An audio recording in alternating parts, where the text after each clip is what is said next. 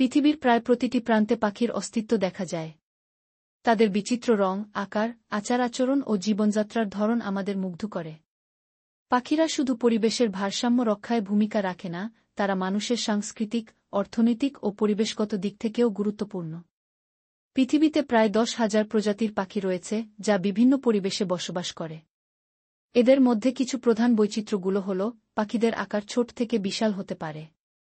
যেমন হামিংবার্ড মাত্র কয়েক সেন্টিমিটার লম্বা, অথচ উটপাখি প্রায় 2.7 মিটার পর্যন্ত লম্বা হতে পারে।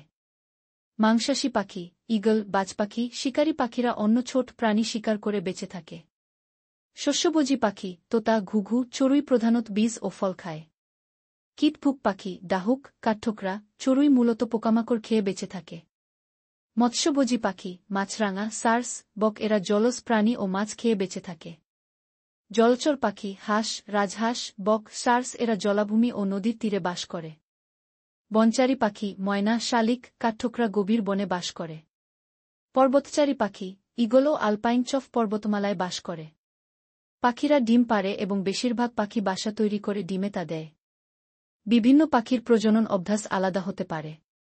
বাসা নির্মাণ, তোতা, চড়ুই, কাক গাছের ডালে বাসা বানায়, আর কাঠঠোকরা গাছের গায়ে গর্ত করে বাসা তৈরি করে। ডিমের সংখ্যা ও রং, মুরগি 5 থেকে 12টি ডিম পাড়তে পারে, আবার ঈগল মাত্র 1 থেকে 2টি ডিম দেয়। পাখিরা বিভিন্ন উপায়ে তাদের খাদ্য সংগ্রহ করে।